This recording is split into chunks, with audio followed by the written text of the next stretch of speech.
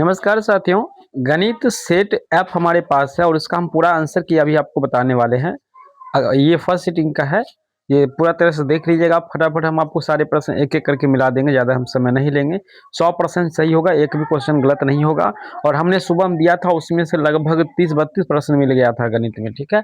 सुबह हम दिए थे लगभग 30-32 से ऊपर ही मिला था। बच्चा लोग ही वो सारा चीज़ फ़ोन करके बताया कि सर आप सुबह वाले वीडियो बनाए थे उसमें से बहुत सारा प्रश्न आ गया था। तो अब हम जो है संस्कृत का भी वीडियो तैयार कर रहे हैं, वो भी मिल जाएगा आपको। अभी पहले आंसर के मिला लीजिएगा। देखिए पहला का जो आंसर हो जाएगा, यदि समचतुर्भुज के विकर्णों की लंबाई 10 सेंटीमीटर और 24 सेंटीमीटर है तो उसकी प्रत्येक भुजा की लंबाई कितनी होगी? अगर ये क्वेश्चन आप बनाए होंगे तो इसका आंसर आपको 13 सेंटीमीटर यहाँ पर निकल के आया होगा। तो पहला का आंसर जो है सी हो जाएगा आपका। दूसरा है किसी बाह्य बिंदु से वृत्त पर कितनी स्पर्श रेखा खींची जा सकती है? सभी को पता है कि अनंत खींची जा सकती है। किसी भी बाह्य यहाँ पर सॉरी बाह्य बिंदु से वृत्त पर कितनी स्पर्श रेखा खींची जा सकती है? तो बाहरी वाले बिंदु से हम लोग 2 स्पर्श रेखा खींच सकते हैं, ठीक है? ये वृत्त है सपोज़िट, बाहर से हम लोग 2 ही स्पर्श रेखा खींच सकते हैं, ठीक है? चलिए आगे बढ़ते हैं। यहाँ पे 2 नंबर का जो है आपका B4 बेस्ट आंसर हो जाएगा। अगला प्रश्न है यहाँ पे 3 नंबर, यदि किसी वृत्त की त्रिज्या तथा बाह्य बिंदु से वृत्त पर खींची गई स्पर्श रेखा की लंबाई क्रमशः 7 सेंटीमीटर 24 सेंटीमीटर है तो वृत्त के केंद्र से बाहर के बिंदु की दूरी कितनी होगी? तो बिल्कुल इसका सही आंसर हो जाएगा यहाँ पे 25 सेंटीमीटर। अगर आपने मारे हैं तो बिल्कुल सही मारे हैं। चौथा प्रश्न, यदि वृत्त की जीवा तथा त्रिज्या की लंबाई 16 सेंटीमीटर और 17 सेंटीमीटर है तो वृत्त की केंद्र की लंबाई की कितनी दूरी हो जाएगी? तो 4 नंबर का जो है यहाँ पर आंसर अगर आप मारेंगे तो यहाँ पे 4 का हो जाएगा आपका B4 बेस्ट आंसर 15 सेंटीमीटर हो जाएगा।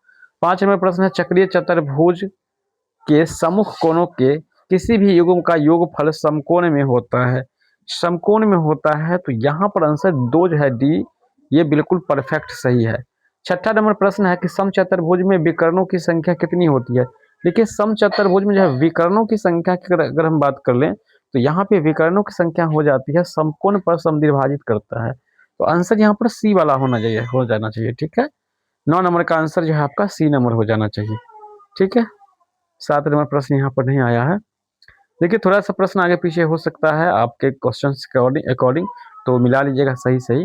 किसी वृत्त पर केंद्र AOB तथा परिधि ACB तथा C वृत्त की बृहद चाप पर स्थित है तो ACB बराबर क्या हो जाएगा? बिल्कुल सही बच्चे ने आंसर मारा है सी, कोण AOB/2 हो जाएगा। 11 नंबर प्रश्न है, द्विघात समीकरण इतना में मूलों की प्रकृति क्या हो जाएगा? मूलों की देखिए ये 2 कॉपी प्रश्न जो सुबह में ही हमने बता दिया था।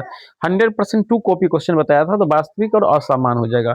जो बच्चा सुबह में देखा था वो सारे प्रश्न मिल गया था। ये प्रश्न भी हमने सुबह में ही बता दिया था।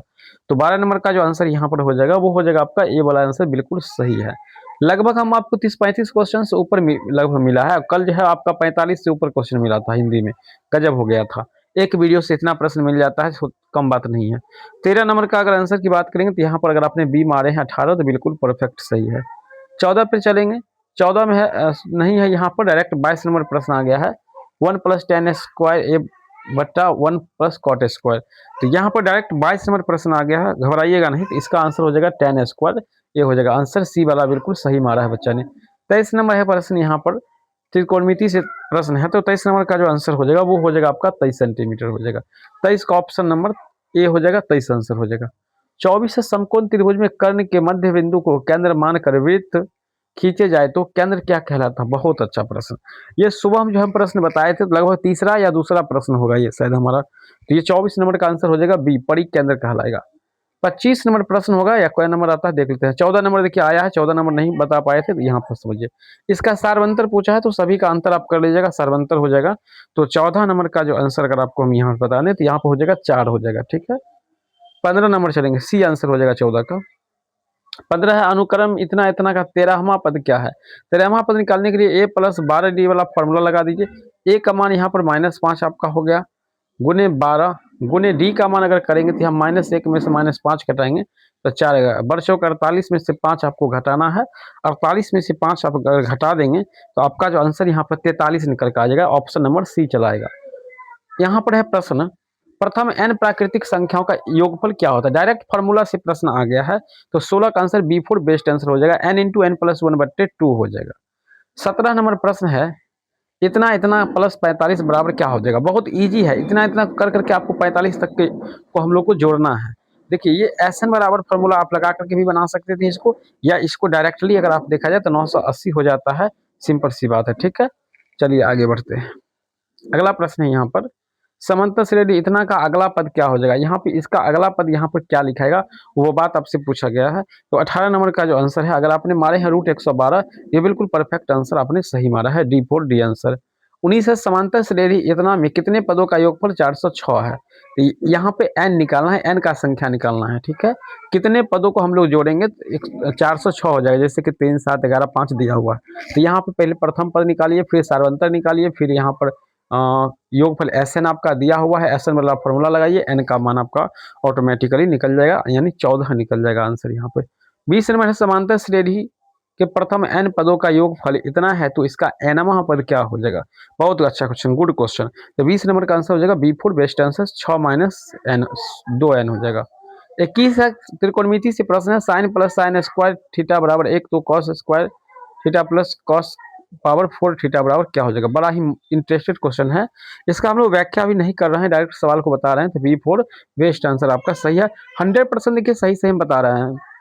संस्कृत के लिए बवाल क्वेश्चन हम लाने वाले हैं, यहाँ पे संस्कृत में कोशिश करेंगे आपको 60 से ऊपर प्रश्न हमारे वीडियो से मिल जाएगा। हम 1 से 2 वीडियो ही आपको देंगे और ज़्यादा देंगे नहीं। और आप चैनल को सब्सक्राइब कर लीजिएगा, कम सब्सक्राइबर देख करके आप लोग मत ऐसा सोचिएगा, प्लीज़ आप लोग सपोर्ट कीजिए और कर लीजिए सब्सक्राइब। ठीक है, 15 मीटर लंबी एक सीधी ऊर्ध्वाधर दीवार के सहारे टिकी है, जो दीवार के साथ 60 डिग्री का कोण बनाती है। 9.1 से प्रश्न आया है ये प्रश्न, तो 25 का जो आंसर हो जाएगा साथियों, वो आपका हो जाएगा 15/2 मीटर हो जाएगा। बिल्कुल ए अगर बच्चा मारा है तो बिल्कुल परफेक्ट सही मारा है। 26 है, किसी त्रिभुज की भुजाओं की लंबाई क्रमशः 13 सेंटीमीटर, 14 सेंटीमीटर और 15 सेंटीमीटर है, तो उसका क्षेत्रफल निकालना। पहले तो आपको ऐसे निकालना है, A+B+C/2 करके, उसके बाद फिर आपको निकालना है हीरोन फॉर्मूला, हीरोन के सूत्र पर बैठा दीजिएगा तो त्रिभुज का क्षेत्रफल डायरेक्ट निकल जाएगा। तो 26 नंबर का आंसर यहाँ पर लगभग 84 सेंटीमीटर स्क्वायर निकल के आता है, सी ऑप्शन। 27 है, किसी कमरे के चारों ओर दीवारों का क्षेत्रफल की लंबाई चौड़ाई तथा ऊंचाई क्रमशः LVH है। तो सिंपल सी बात है भैया, कमरे की दीवार का क्षेत्रफल निकालना है, तो क्षेत्रफल निकालना है, सिंपल बात है। आपको जो है आयत का जो क्षेत्रफल होता है वही आपको यहाँ पर लगा देना है। आयत का वक्र पृष्ठीय क्षेत्रफल आपको यहाँ पर ऐड करना है, तो 2 × L + B × H हो जाएगा। आंसर आपका सी वाला है, 100% सही है, एक भी प्रश्न हम आपको गलत नहीं बताएंगे। ठीक है, 28 नंबर है, समद्विबाहु त्रिभुज की बराबर भुजाओं में प्रत्येक की लंबाई 13 सेंटीमीटर है तथा आधार 24 सेंटीमीटर है, तो इसका क्षेत्रफल कितना हो जाएगा। तो 28 नंबर का क्वेश्चन का आंसर हो जाएगा यहाँ पर 60 centimetre square, B4 Baahubali answer हो जाएगा। चलिए 29 नंबर, यदि समबाहु त्रिभुज का क्षेत्रफल इतना है तो इसकी परिमिति कितनी होगी साथियों। तो परिमिति 29 नंबर प्रश्न है, परिमिति इसका जो है लगभग हम निकाल रहे हैं, तो यहाँ पे 48 सेंटीमीटर निकल गया है, डी वाला आंसर। चलिए 30 नंबर प्रश्न है क्या, हाँ 30 नंबर प्रश्न है आपके स्क्रीन पर। तो किसी वर्ग के विकर्ण की लंबाई इतना है तो इसका क्षेत्रफल कितना होगा। विकर्ण की लंबाई दिया हुआ है, हम लोग भुजा निकाल लेंगे, भुजा निकालने के बाद इसका क्षेत्रफल निकालेंगे, लगभग 100 सेंटीमीटर स्क्वायर निकलता है, B4 बाहुबली आंसर। 31 नंबर है, यदि दो वृत्तों की परिधियों का अनुपात इतना है तो उनके क्षेत्रफलों का अनुपात 3 × 9 4 × 16, ऑप्शन जाएगा B4 बाहुबली। 31 का बिल्कुल आपका बी ऑप्शन। अरे भैया 3 × 9 4 × 16 यहाँ पे उल्टा हो गया, ए आंसर चला जाएगा। ठीक है, ए आंसर चला जाएगा। ठीक है, चलिए 32 नंबर है, एक त्रिज्या खंड के केंद्रीय कोण का मान 60 डिग्री है, त्रिज्या 21 सेंटीमीटर है, तो चाप की लंबाई कितनी हो जाएगी। तो 32 नंबर का आंसर हो जाएगा यहाँ पर आपका लगभग 22 सेंटीमीटर निकल के आएगा, ऑप्शन नंबर सी चला जाएगा। 33 नंबर प्रश्न की ओर हम लोग चलेंगे। 33 नंबर, 6 सेंटीमीटर किनारे वाले 3 घनों को घना बनाने हेतु प्रारंभ से अंत तक जोड़ा जाता है, परिणामी घनाभ का आयतन कितना हो जाएगा। 33 का जो आंसर हो जाएगा ऑप्शन नंबर ए हो जाएगा, 648 सेंटीमीटर क्यूब हो जाएगा। 34 से, यदि दो गोले का पृष्ठीय क्षेत्रफल इतना अनुपात में है तो उनके आयतन का अनुपात कितना हो जाएगा। देखिए इनके आयतन का अनुपात अगर हम लोग निकालेंगे, यहाँ पर देखिए क्षेत्रफल दिया हुआ है, इसका जो है आयतन का अनुपात आपसे पूछा गया, बड़ा ही इंटरेस्टेड क्वेश्चन है। तो यहाँ पर हो जाएगा 64:27 हो जाएगा। ठीक है ना, चलिए क्योंकि इसकी भुजा निकालेंगे तो एक का 4 निकलेगा और एक का 3 निकलेगा, और इसका कर देंगे क्यू आयतन में, इसका भी क्यू कर देंगे, 4 का क्यू 3 का क्यू करेंगे। 35 है, यदि घन का संपूर्ण पृष्ठीय क्षेत्रफल 864 वर्ग सेंटीमीटर है तो इसका आयतन क्या हो जाएगा। फिर से यहाँ पर आपको पहले वर्ग का जो है भुजा निकालना है, फिर उसका क्यूब कर देना है, तो आयतन बन जाएगा। तो हमारे ख्याल से यहाँ पर जो 35 नंबर का जो आंसर है वो आ जाएगा 1728 सेंटीमीटर घन क्यूब। देखिए कन्फर्म 2 कॉपी प्रश्न हमने सुबह बताया, एकदम एक भी प्रश्न यहाँ पे बाहर नहीं आया है, यही सेम टू सेम हम बताए थे आपको, ठीक है। 36 नंबर है, यदि घनाभ के 3 आसन फलकों का क्षेत्रफल इतना है तो घनाभ का आयतन कितना हो जाएगा। तो 36 नंबर प्रश्न का जो आंसर है आपका B4 बेस्ट आंसर XYZ हो जाएगा। चलिए आगे 37 नंबर प्रश्न है आपका, बेलन की ऊंचाई 14 सेंटीमीटर, इसका वक्र पृष्ठीय क्षेत्रफल 264 वर्ग सेंटीमीटर है, तो इसका आयतन कितना हो जाएगा। तो 37 अगर आपने मारे हैं ऑप्शन नंबर सी तो बिल्कुल आपका हो गया है सही। चलिए आप लोग का कितना सही होगा आप कमेंट करके जरूर बता दीजिएगा, दोस्तों के साथ वीडियो को शेयर कीजिएगा ताकि और भी लोग इससे लाभान्वित हो पाएंगे। केंद्रीय प्रवृत्ति के किस मापन के गणना के लिए संचयी बारंबारता, यहाँ पे सवाल है, संचयी बारंबारता की आवश्यकता पड़ती है। तो इसका आंसर हो जाएगा भैया साहब, आपका आंसर माध्यिका हो जाएगा, ऑप्शन बी वाला हो जाएगा, B4 बेस्ट आंसर चला जाएगा। 39 नंबर प्रश्न है, प्रथम 10 अभाज्य संख्याओं का माध्यिका क्या होता है। देखिए 10 अभाज्य संख्या लिखेंगे, 2 3 लिखेंगे, 5 लिखेंगे, 7 लिखेंगे, 11 लिखेंगे और फिर आप यहाँ पर 13 लिखेंगे और इसका माध्यिका अगर निकालेंगे तो आपको क्या करना है, यहाँ पर देखिए 10 लिखना है तो 10 में से बीच वाले दो को जोड़ करके आधा कर दीजिए, 7 5 12, 12 का 6 ना भैया ना, यहाँ पे 1 2 3 4 5 6 अब लिखे, 10 वो लिखिएगा, बीच वाले को जोड़कर आधा कीजिएगा तो आपका जो आंसर यहाँ पर आएगा 39 नंबर का वो निकल के आ जाएगा आपका लगभग बी आ जाएगा, 12 निकल के आंसर आएगा। चलिए 40 नंबर सममित बारंबारता वितरण सारणी में होता है। देखिए यहाँ पे फॉर्मूला डायरेक्ट पूछ दिया है तो यहाँ पर माध्य बराबर बहुलक बराबर माध्यिका हो जाएगा, सिंपल सी बात है, option C is the correct answer. 41 number प्रश्न, किन्हीं दो धनात्मक पूर्णांक ए और बी के लिए यूक्लिड विभाजन प्रेमिका के अनुसार अद्वितीय पूर्णांक इतना इतना का संतुष्ट करते हैं जहां, तो 41 का आंसर जो हो जाएगा आपका B4 बेस्ट आंसर चला जाएगा। चलिए आगे बढ़ते हैं 42 नंबर, यूक्लिड विभाजन एल्गोरिथम का प्रयोग करके 867 और 255 का मौसा निकालना है। 100% क्वेश्चन सुबह वाले वीडियो से ही आया है, बाहर से एक भी प्रश्न नहीं है। तो आपका अरे भैया नहीं रे भैया 51 नहीं, हाँ 51 हो जाएगा आंसर, D4 डी वाला आंसर हो जाएगा 100%। 74 29 के अभाज्य गुणनखंडों में का गुणनफल क्या होता है, बस सिंपल इसका गुणनखंड आपको लिखना था और कुछ नहीं करना था, सिंपल सी क्वेश्चन था, 17 19 23 हो जाएगा, ए ऑप्शन हो जाएगा। 44 से यदि दो संख्याओं का ए तथा बी का लौसा और मौसा क्रमशः सी और डी है तो यहाँ पे बच्चा ने सॉल्व करने का प्रयास किया है क्वेश्चन को ऊपर वाला का। बाकी 44 का अगर आंसर आप लोग देखेंगे तो आंसर हो जाएगा सी, ए बी बराबर सी डी हो जाएगा, आंसर आपका सी वाला बिल्कुल करेक्ट आंसर हो जाएगा। आगे बढ़ेंगे हम लोग, 45 नंबर है, निम्नलिखित में से कौन सी संख्या परमेय संख्या है। देखिए सिंपल बात है, परमेय संख्या पूछा है जो कि पूर्ण वर्ग होने वाला होगा वही हो जाएगा आपका परमेय संख्या। ये दोनों तो हो ही नहीं सकता है, दो हो ही नहीं सकता है, √4 का वर्गमूल 2 होता है तो आंसर आपका सी वाला चला जाएगा 45 का। 46 है, वैसी संख्या जिसका व्यंजक इतना है तो जहाँ पी और क्यू पूर्णांक है, क्यू बराबर 0 नहीं है, वो क्या कहलाती है, डायरेक्ट फॉर्मूला है, परमेय संख्या कहलाती है, ऑप्शन सी हो जाएगा। वैसी संख्या 47 नंबर है, जिसका दशमलव प्रसार शांत न होता है न आवृत्ति कहलाता है, बहुत अच्छा, जिसका शांत अशांत में से कुछ नहीं होता है ना ही आवृत्ति होता है तो वो कहलाता है अपरमेय संख्या, ना ही आवृत्ति होती है। चलिए आगे बढ़ते हैं, अगला है 48 नंबर प्रश्न है, यहाँ पर 3 - 2 √5 का स्क्वायर करना है, सिंपल a - b का होल स्क्वायर आपको कर देना है, यहाँ पे कुछ भी करना नहीं था क्वेश्चन का, 3 या 9 करना है आपको, ठीक है, और सिंपल इसका स्क्वायर करके घटा देना है, जिसका आंसर आएगा, जितना आंसर आएगा उतना आपको यहाँ पर ठीक कर देना था, तो 29 - 12√5 ऑप्शन नंबर ए आ जाएगा।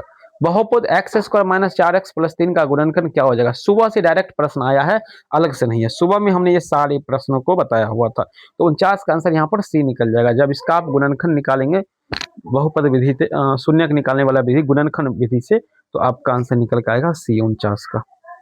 चलिए इतना तक में आपने कौन कौन प्रश्न बनाए हैं, सही हुआ क्या हुआ कमेंट भी करते रहिएगा। बहुपद इतना कि शून्य का क्या हो जाएगा, देखिए शून्य का निकालना है गुणनखंड विधि से, तो आपका यहाँ पे 50 का तो बी वाला आंसर हो जाना चाहिए, सॉरी भैया बी वाला नहीं होगा, हमने बनाया है तो -2 और -5 वाला आंसर आया है, ऑप्शन नंबर ए आपका सही हो जाएगा। 51 नंबर है, बिंदुओं इतना तथा इतना के बीच की दूरी कितना हो जाएगा, सिंपल है, इस दोनों का स्क्वायर करके जोड़ना था, इस दोनों का स्क्वायर करके जोड़ना था, उसको फिर घटाना था, आंसर आपका जो 51 नंबर का निकल कर आया होगा। अगर आपने बी ऑप्शन मारा है 10 इकाई वर्ग तो बिल्कुल आपका करेक्ट आंसर होगा।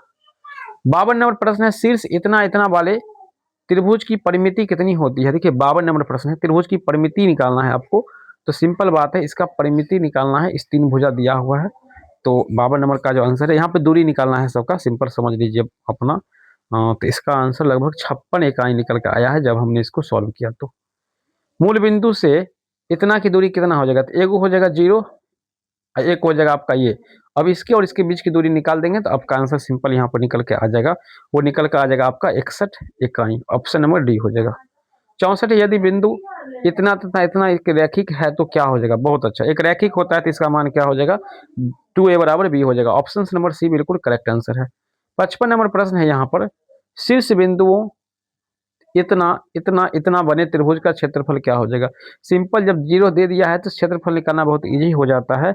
इस पर एक खतरनाक वीडियो हम बनाए हुए थे, तो यहाँ पर 8 सेंटीमीटर स्क्वायर सी वाला हो जाएगा कन्फर्म। 56 है, अर्धवृत्त की परिमिति कितनी होती है। देखिए अर्धवृत्त की परिमिति का फॉर्मूला निकालना है, तो अर्धवृत्त की अगर परिमिति आपको निकालना है तो ये फॉर्मूला से डायरेक्ट प्रश्न आया है। तो पाई आर प्लस 2r वाला सी वाला आंसर बिल्कुल 100% सही है, कहीं से गलत नहीं है। एक भी प्रश्न हम यहाँ से आपको गलत नहीं बताए हैं, 100% सही सही प्रश्न हम बताए हैं। 28 सेंटीमीटर व्यास वाले वृत्त की परिधि कितनी होती है। देखिए 28 सेंटीमीटर है, सिंपल, देखिए 2 कॉपी क्वेश्चन सुबह में आया था, ठीक है। इसका आप करेंगे तो 14 सेंटीमीटर निकल जाएगा इसका, सिंपल है बात, यहाँ पर 14 हो जाएगा, ठीक है। और 14 होगा, फिर इसका आपको परिधि 2 पाई आर निकालना है तो 88 सेंटीमीटर निकल जाएगा, 57 का ऑप्शन नंबर सी निकल जाएगा। 2 कॉपी क्वेश्चन आया है। यहाँ पर है 58 नंबर, 14 सेंटीमीटर वाले वृत्त की त्रिज्या खंड का परिमिति 50 सेंटीमीटर है, तो त्रिज्या खंड का केंद्रीय कोण क्या हो जाएगा। तो 58 नंबर प्रश्न का जो आंसर हो जाएगा आपका वो हो जाएगा डी वाला, 90 सेंटीमीटर हो जाएगा, 90 डिग्री हो जाएगा। 59 नंबर प्रश्न है, एक तार के 28 सेंटीमीटर त्रिज्या वाले वृत्त में जुड़ी मुड़ी हुई है, इसे पुनः वर्गाकार तार के रूप में मोड़ करके मोड़ा गया है, तो इसकी भुजा की लंबाई कितनी हो जाएगी। देखिए 59 नंबर प्रश्न जो है सुबह में ये नहीं आ पाया था, शायद ये प्रश्न हम सुबह में नहीं बता पाए हैं आपको। तो आंसर की अगर हम बात करेंगे तो 59 नंबर का जब हमने बनाया तो आंसर निकल के आया है हमारे पास 44 सेंटीमीटर के आसपास निकल के आया है, ठीक है। 59 नंबर का जो है 44 ही निकल के आया है हम लोग को। 60 नंबर है, यदि वृत्त का क्षेत्रफल वर्ग के क्षेत्रफल के बराबर है तो उसकी परिमिति का अनुपात कितना होगा। हाँ ये क्वेश्चन तो था, इसका आंसर तो हो जाएगा पाई अनुपात 2 हो जाएगा, तो रूट पाई अनुपात। 61 में निम्नलिखित में से किस प्रकार के सभी त्रिभुज समरूप है, किस प्रकार, तो समबाहु त्रिभुज, सिंपल सी बात है, यहाँ पे तो रटना फटना है ही नहीं हम लोग को। 62 समान भुजाएं वाले दो भुज समान समरूप है तो उनकी संगत भुजाएं के संबंध कैसा होगा। देखिए जब त्रिभुज समरूप होता है ना, मतलब कि उसका रूप रंग सब कुछ सेम होता है ना, तो यहाँ पर एक काम हो जाता है। यहाँ पर काम क्या हो जाता है, तो आप सिंपल यहाँ पर याद रखिएगा कि यहाँ पर जो है उसकी समानुपाती हो जाती है, भुजाएं क्या होती है, आपस में समानुपाती होती है। 63 है, दो समरूप त्रिभुजों का क्षेत्रफल का अनुपात इतना। 2 कॉपी क्वेश्चन सुबह हम बताया था, हमें तो लग रहा है सुबह वाले क्वेश्चन को ही हम फिर से बता रहे हैं, मतलब कि क्वेश्चन बहुत सारा मिला है। तो यहाँ पर देखिए 2:3 हो जाएगा, ये क्षेत्रफल है तो इसका सिंपल सा निकालना है, तो आपका आंसर हो जाएगा डी वाला। अगला क्वेश्चन है आपके स्क्रीन पर, यहाँ पे 77 नंबर प्रश्न है, देखिए ठीक है। 77 नंबर प्रश्न आया है कि यदि दो संख्याओं का योगफल का अंतर क्रमशः 14 और 4 सेंटीमीटर है तो उनका गुणनफल कितना होगा। बाकी जो क्वेश्चंस नहीं आ रहा है वो हमारे पास नहीं आ पाया, बच्चा फोटो खींच करके जो भेजा था वो थोड़ा सा उटपटांग भेज दिया, जो भी है हम आंसर मिला देते हैं। 78 नंबर का आंसर आप लोग यहाँ पे नोट कर लेंगे। शांत जल में नाव की चाल 8 किलोमीटर घंटा है, धारा की चाल 3 इतना है, तो धारा के प्रतिकूल नाव की चाल कितना हो जाएगा। यहाँ पर जो हो जाएगा आपका ऑप्शन नंबर यहाँ पर 3 किलोमीटर के आसपास हो जाएगा, ठीक है। चलिए इस तरह से ये सारे प्रश्न जो है इसका विवेचक निकालना था, डी निकाल करके आपको यहाँ पर देना था, ये भी भारी नहीं है, ये आपका बी आंसर निकल जाएगा यहाँ पर।